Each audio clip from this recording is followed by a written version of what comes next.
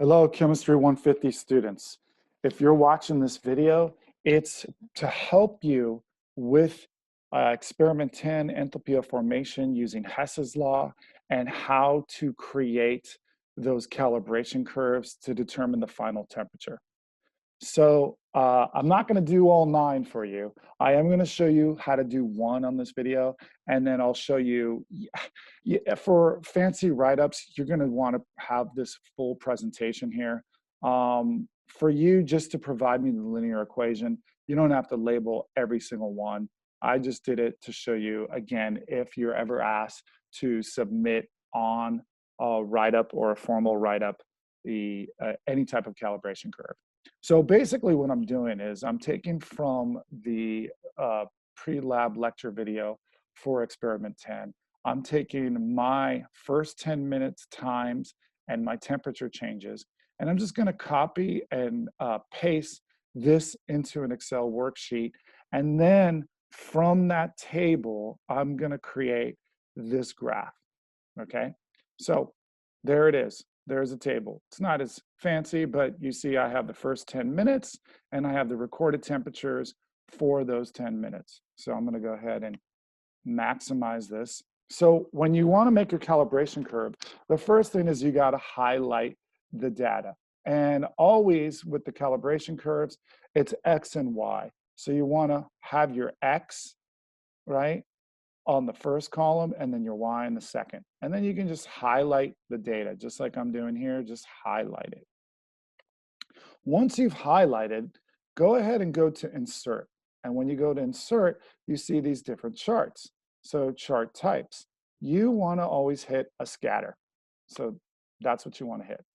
Now, once you have this, you can play around with it and you can make it look beautiful. For example, you can go to add chart elements. So this already has a title. Now, a lot of times you don't put a title because again, you're gonna put that under the figure. But if you wanted to put a title, you know, what you don't wanna do is you don't wanna put temperature versus time. You know, you want to be a little more detailed. So in this example, we have activity 2, determining the enthalpy of reaction when magnesium is added to HCl. The next thing you might want to do, and this is up to you, you don't have to do it for this lab, you just need to get the trend line. But like for me, when I present things, I like grid lines. I like my table to look like graph paper. So I go to grid lines and I do primary, minor, vertical, and minor. So you can see now that this actually looks exactly like graph paper, which is nice.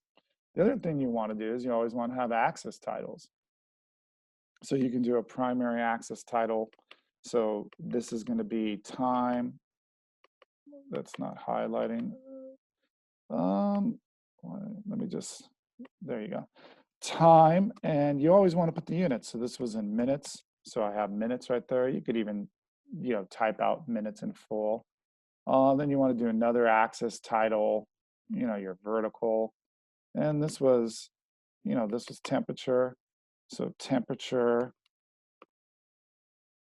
And you want to put the units here. So you want to find that degree symbol.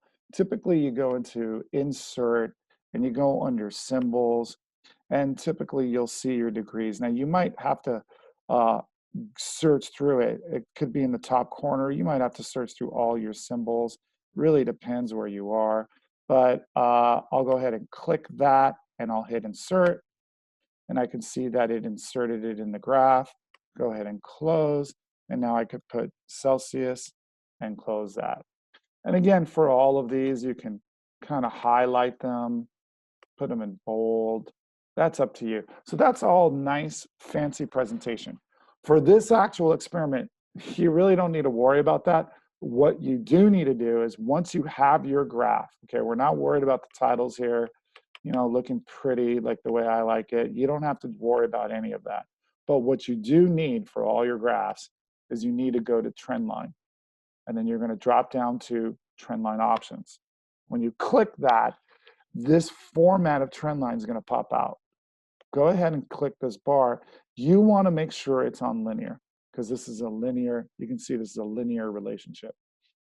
The other thing you want to do is you want to scroll down here and you want to hit display equation, and you want to display the R² value. The R² value, remember, it tells you the correlation. The closer that is to 1, the better your data is. So if you're getting like an R² of 0.7, you might want to redo that trial because it's going to be way off.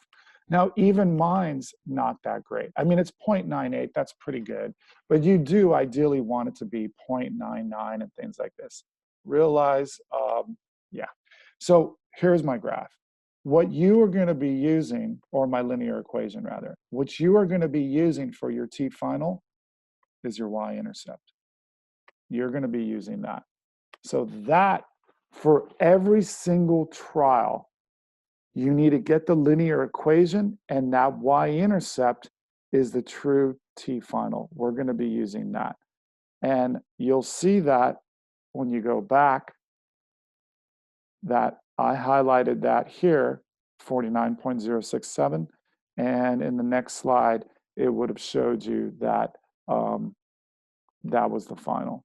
Oh, there it goes right there, 49.1.